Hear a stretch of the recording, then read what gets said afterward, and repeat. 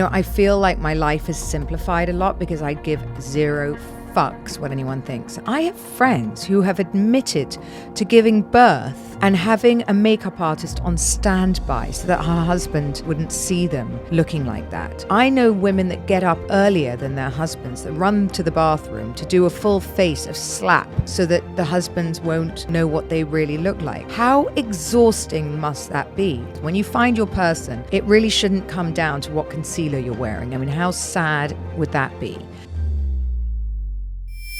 Welcome back to another episode of Uncut and Uncensored with Caroline Stanbury. And here I am today, having just sort of crawled out of bed in my full glory, nothing but mascara.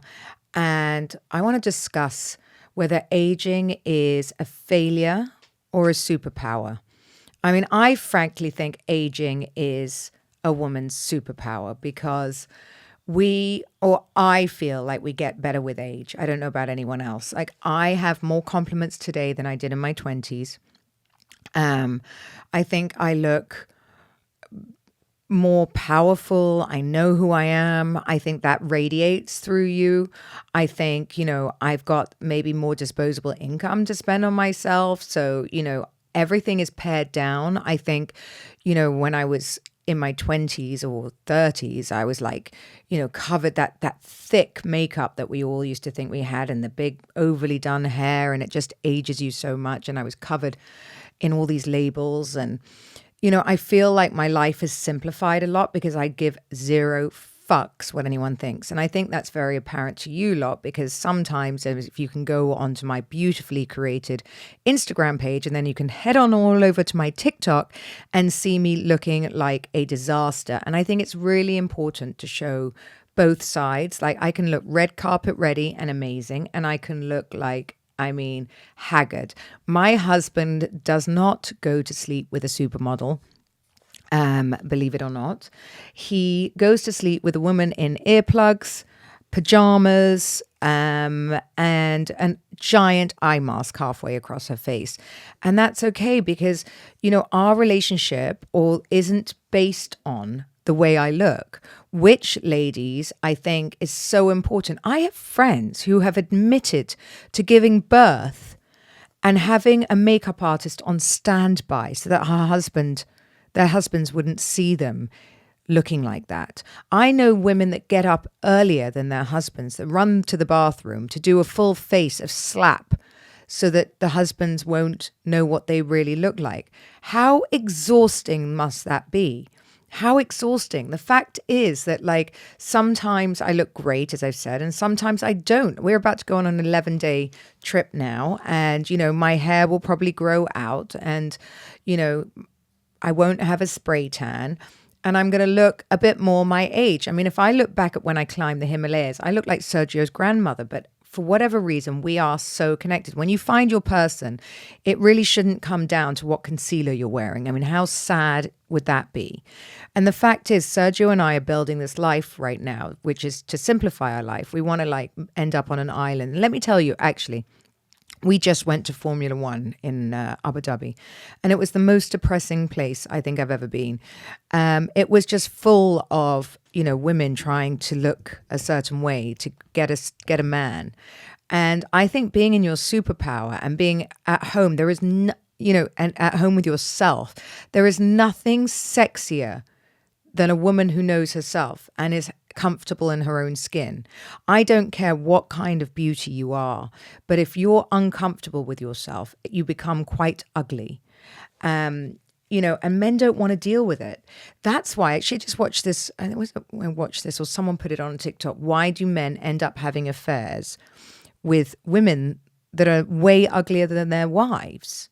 Probably this, because they are just comfortable and they're easy to talk to, and they're not always, worried about what they look like. Aging, I think, and obviously some of you will be screaming at the screen right now or shouting down your earpods that I've had a facelift. I get that. We have discussed this. I did not have a facelift because I'm uncomfortable aging. What I am uncomfortable with is looking in the mirror and feeling young and not being ready, or not having my full potential for me. Like all of these things, I don't think that's a weakness. First of all, having a facelift is you need to have balls of steel because, it is not an easy process. It is something that you get worse before you get better. It is uncomfortable, obviously. And I think a lot of people are down on it because you don't have the balls to do it. I mean, that's the God's honest truth. You either don't have the money to do it, which I completely understand, or the balls. Two things that hold other women back from doing it or thinking that, the money could be better spent other places. Absolutely understand that, ladies, but don't hate on people that do. And, I think I did it just for me. It is a bit of loose skin off my face. I haven't made myself look, so different. I think the biggest difference in the way I looked was genuinely, doing the Manjaro and all of these things. Now that took years off me. I think that is one of today's biggest anti-aging secrets is losing bloody weight, because what gives a woman away more than anything is a midlife spread. And men, right? And how do you feel good and present yourself well and beautifully unless you feel good? I feel the best I've ever felt in a very long time for a multitude of reasons. Not because I live off Manjaro and I don't eat anything. Last night I had a full-on dinner with my husband. I always eat more than him. Always eat more than my husband. And what did he say? We were lying in bed yesterday or something, and he said to me, I'm so I love watching you eat, because most men can't bear going to a good restaurant and watching a woman pick. So I'm not here starving myself. I've controlled my weight and my hormones now with a good doctor, whoever that is for you. Go look for a great hormone doctor. There's so many myths around it because I think the medical industry want us to be scared to get healthy and thin. And, where does all the money come from? From all the drugs, from keeping us fat, overweight, in bed with God knows what, depression, all of these things, right? If you're suddenly skipping around town and feeling great about yourself, then where do they make their money? So, you don't have to be on Manjaro. I say take whatever it is, or Ozempic or whatever's out there, GLP-1s. But what you can do is see a good hormone doctor. It changes your life. You don't have to be grumpy. You don't have to be miserable. You don't have to be depressed. You don't have to be. It's a choice now, right? It's a fucking choice. You can go down there, find the right doctor for you, and these things can be changed. It is amazing what the right peptide does for you today. And I'm not being paid for this, like for advertising peptides. I'm just literally telling you how much it's changed my life, literally, and my friends. And people that I know were like, oh, growth hormones, this and that. And like, it gives you cancer. It gives you thick blood. It gives you this. My husband was one of those people, by the way. And now all of these things have been disproved. And in fact, as long as you're prescribed and you're doing all of these checkups, so like, MRIs, and you've had, which you should be doing regardless of peptides, by the way, you should be checked up in your late 40s and 50s every single year to check that you are not precancerous, to check that you are, your body is in tip-top condition. Once you have all of those results anyway, then, you can take a good look and adjust your hormones back to the way they used to be. And that's what we're doing. And so that was my biggest beauty secret. I haven't had a nose job. I haven't had, I didn't use, actually, when I had my facelift, I didn't use fat transfer. I didn't do the top of my forehead. So it's fairly minimal. What I did do, I removed some loose skin, people. Okay. And it's not a big deal. I've done it. I'm happy with the way I looked. So it's not, and I said I didn't want to change it. But there are little things that we can do when we're older to improve ourselves. Like I have learned that, matching my cheek color to my eye color and using browns and all of this makes me look younger than using all these different palettes and trying to stay neutral and just finding the right brush, the right techniques, the right foundation. Oh my God, what a difference. What a fucking difference if someone had told me, right? Even the right primer. Find one with a glow in it. I mean, I can't tell you the row I had at BravoCon where classic makeup artists sort of come, and all my makeup artists come running at me with thick setting powders. I don't know where this is from or what they're taught, how they're taught, with these big lights, ring lights, that this is the way to, look after mature skin. But let me tell you, half of the housewives I saw, sorry, housewives, I love you all, looked desperate.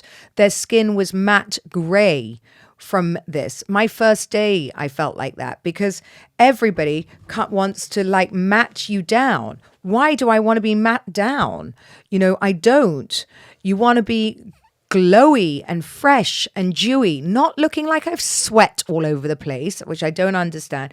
Just looking like I have this dewy, beautiful, hydrated skin.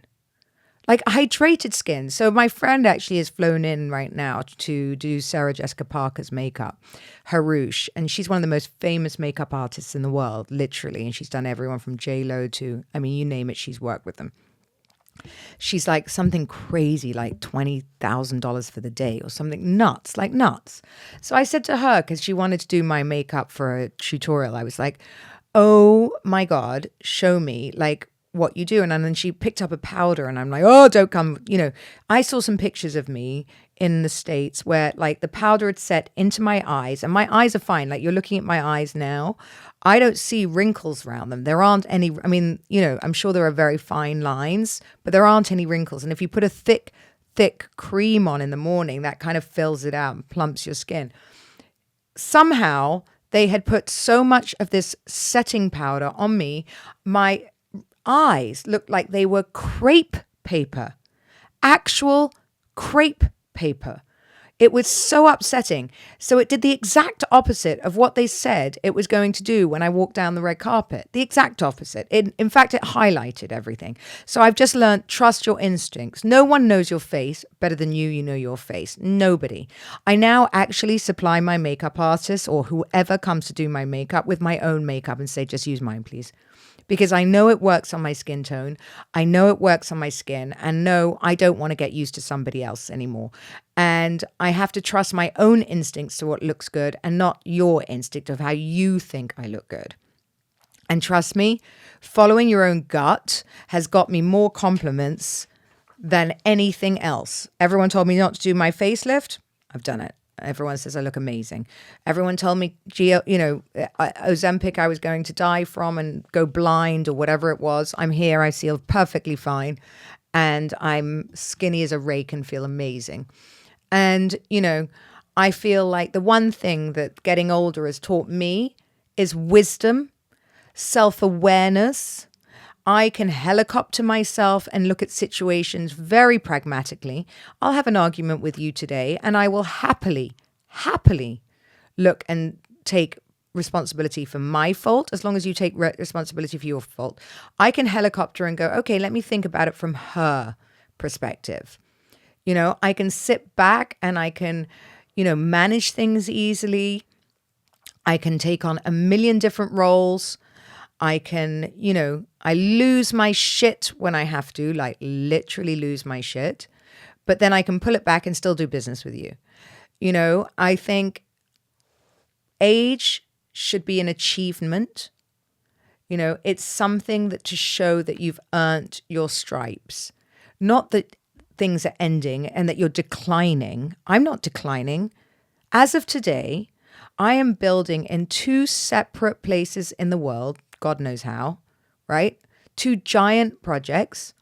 I have a podcast. I am the face of many, many brands. I work for, like all of these things, I can't even think now. What I do, I'm on TV. I'm about to go into the final of Traitors. The reunion, not the final. I have an Airbnb business. I consult with people. I have a very successful retreats business, which all of you guys want to come to. I have coaching calls about to launch. I have bed linens. I have wellness. Like, how am I over the hill and done? Like, I'm just getting started. This is so exciting. Like, so exciting. I've never been more in demand, and I'm 50 in April. I'm planning my 50th birthday right now, and I can't wait. And I think that's a very important point. If you could wave a magic stick and turn me back to 20, I'd rather shoot myself, right? I think in your 20s, you're forever looking for permission to do something. I'm not looking for permission. Actually, one of my girlfriends, who's a big businesswoman, said something yesterday as well. Like, you need all this experience to get to where you are today. Like, it wasn't till I've been sued, I've lost money, and you learn the lessons that you've learned from them, no matter how hard, that you understand, the other side. You will not get pushed around. I will not be pushed around. I am the nicest person until I'm not. I am not weak. Don't mistake my kindness for weakness. I am not weak. I will go head to head with anyone if I feel I'm in the right. Anyone. I am, working on all different things right now. And I never give up. Because one door closes, I never go, oh, well, that's it then. I may as well stay home. No, I go and knock on another one. Because that's how an entrepreneur operates. You may have 10 deals, one comes, one doesn't. The beauty of getting older is the knowledge and the power that's behind you. And also, I think people see you in a different way, right? They see your accomplishments, they see your failures. The people invested in me in my new projects all said they're investing because of what they know from the past, because they're old friends. I think I've learned very, very, very, very, very much so now not to shrink. I used to underplay my achievements, right? I mean, even till, I don't know, the last 2 years, probably. If I was in a room and I felt like maybe it would sort of crush somebody else, not crush them, but sound like showing off. How about that? Sound like I was showing off. I just wouldn't say it. Like in Housewives, I don't think any of you heard me talk about any achievement that I've ever had. I just looked like a housewife with a toy boy who she, bossed around all day. That's not what I do. Like, if you know me at all, that's not who I am. I'm extremely successful. And now, today, I will tell you how successful I am. I've got the balls to do that. Right? I don't think I had that before, or I was unsure what was success. Now I know I'm successful because I feel peace. My businesses are working and running. I understand how I'm going to take care of myself for the rest of my life. And, I have phone calls and DMs all the time from women who have been in multi-million-dollar relationships. And they don't have that peace and they don't know how to do that. And ladies, if you're one of those people, please come to the retreat, because that is one of the biggest lessons I teach you. How to do that and turn it around for yourself and stop being in victim mode. Your relationship ended, not your life. Remember that. Your relationship ended, not your life. Okay? And, I think age lets you walk into a room with a story rather than things that you're hiding. The story, good or bad, is a great story and a learning curve for someone else. Like if someone younger comes to me and they go, what do you think of that? Well, I can give them a million reasons to do it or not to do it. And again, then they take of that what they need. They take the advice or they don't. But I can help. And I think that's what age gives you. Age gives me this confidence to tell my sons when they walk into the room going, Mum, what if I don't pass school? Or what if I'm not, my exams and all of this? And I'll go, everything will work out. It fucking works out. About 6 years ago, I couldn't imagine spending every holiday with my ex-husband, but here we are. Again, this year's just me and him and the turkey and the kids, and we're all good, right? A few years ago, I couldn't imagine the relationship that Sergio has with my children, but here we are. They're like brothers. They have the best time. A few years ago, I couldn't think about owning all the property that I own now. But here I am with all these houses that I actually own. Like they're there, they're on paper. You can see them. You can touch them. I'm building,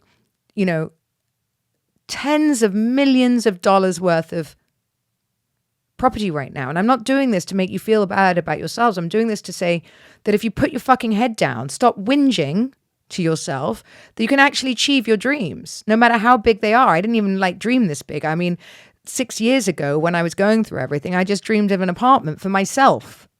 Literally, that was my only biggest dream. But suddenly I got the apartment, the houses, the Bentley. Not because someone gave it to me, but because I fucking stood up and worked for it. And that's what I want to say, you know, that comes with age, the confidence to do that.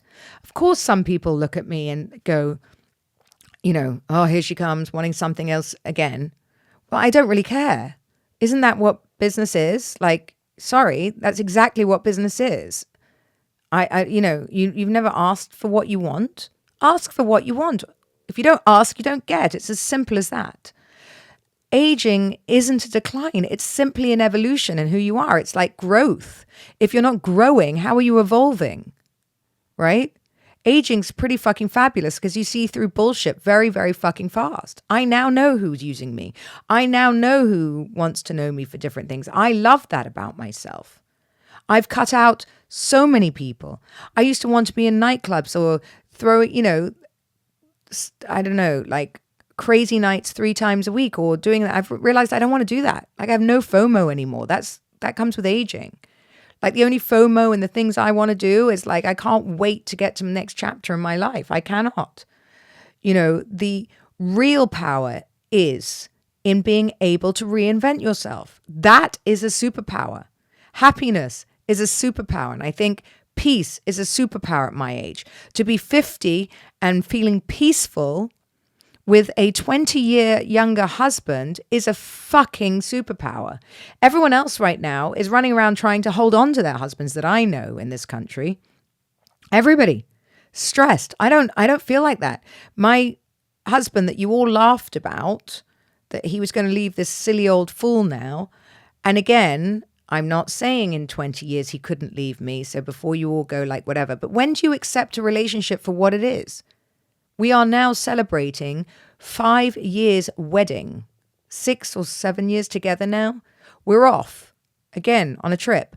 And the thing is, like Sergio and I know that we're aging together and he loves it the way he can't wait. Like he can't wait to move to this island with me. He genuinely cannot. Like he's not feeling like he wants to be in a nightclub. My son came running into the bedroom last night and he goes, Sergio, you're 31 years old. What the fuck are you doing in bed? It's 10 p.m.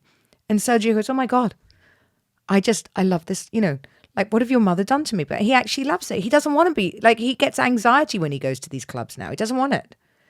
You know, my life got bigger and better after my divorce, not smaller. And I wish I could show so many of you this.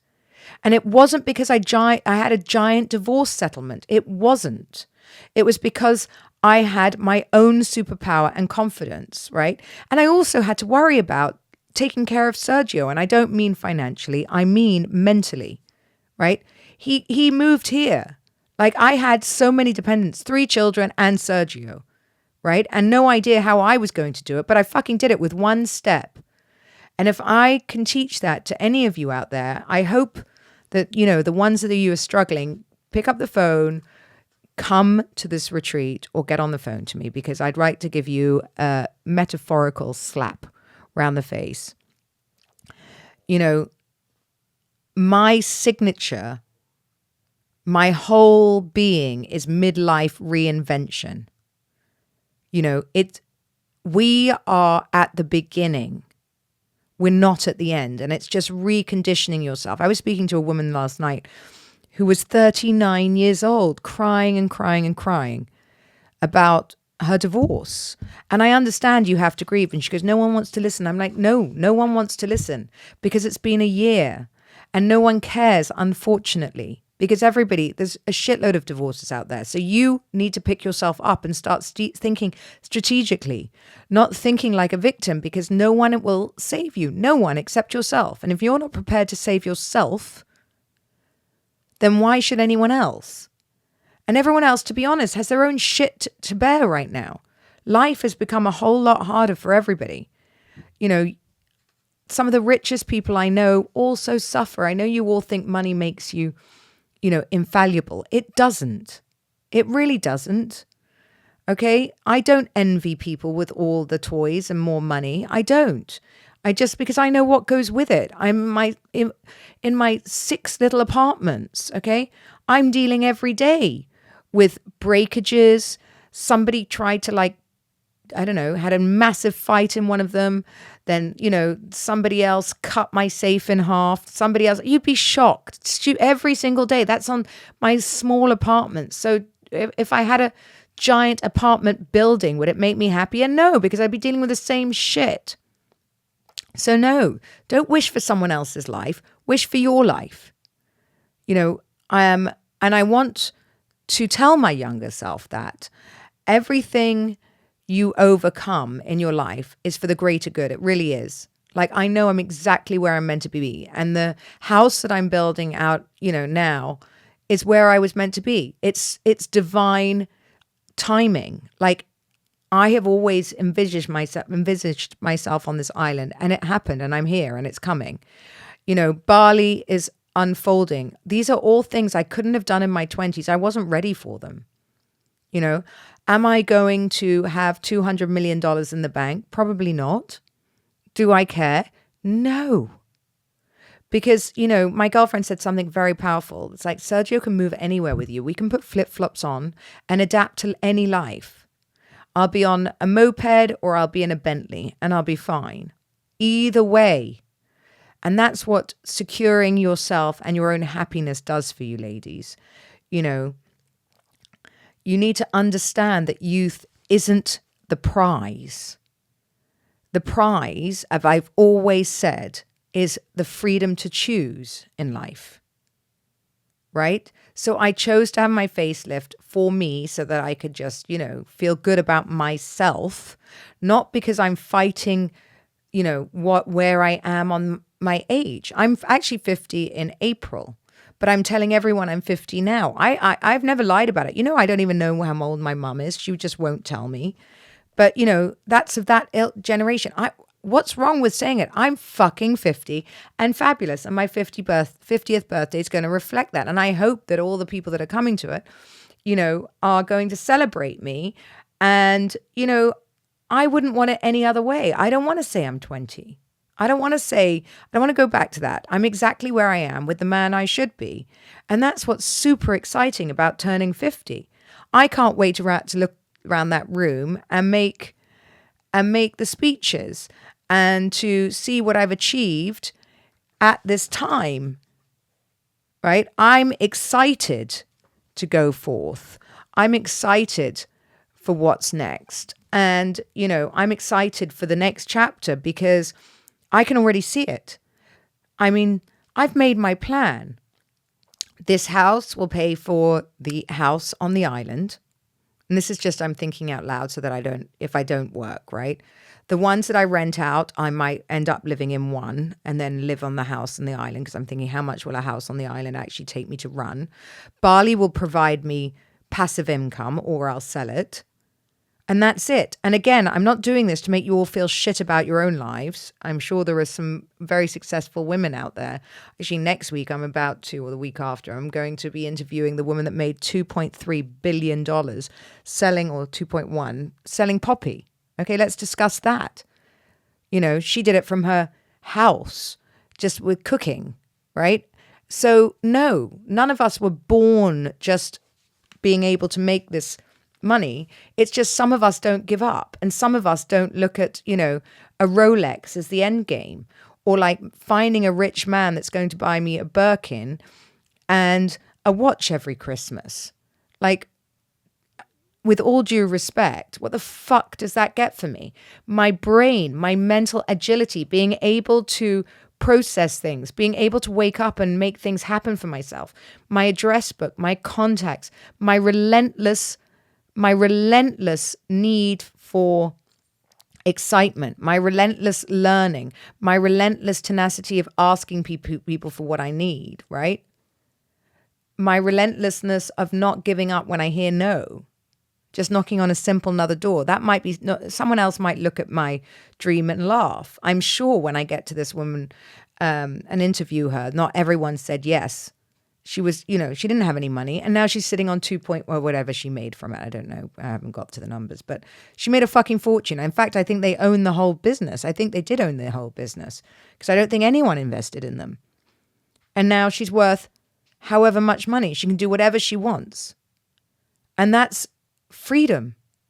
So look at age as a milestone. Look at age as like, I can't wait to be 50, right?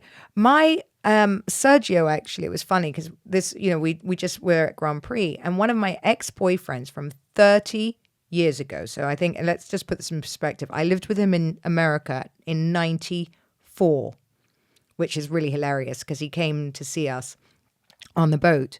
94, we lived together in the States. The year Sergio, my husband, was born. And seeing them both together, and they really had a nice time. It was really sweet. But, he's super successful too.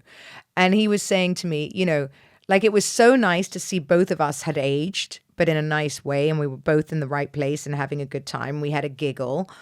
But it was also, I do love to see the evolution between all of us, because these are relationships that I've had my whole life, right? How nice that, I managed to maintain the relationships with my old friends. Like, so let's say him, for example. Now he liked mine and Sergio's project. So maybe he might help us build that, right? Not build it per se, but like raise money for it and do all that because he's in that business.